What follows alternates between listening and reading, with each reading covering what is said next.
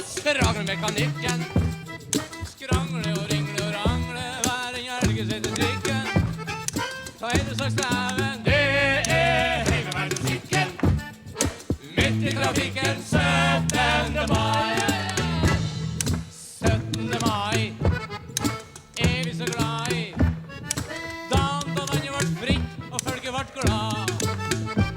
Den feirer vi ennå, den feirer vi sjø. Med musikkorps og flagg og hipp hurra.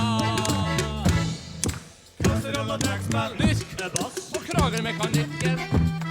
Skrangle og ringle og rangle, hver en helge setter trikken. Høyre slags leven, det heimevernsmusikken. Midt i trafikken, 17. mai.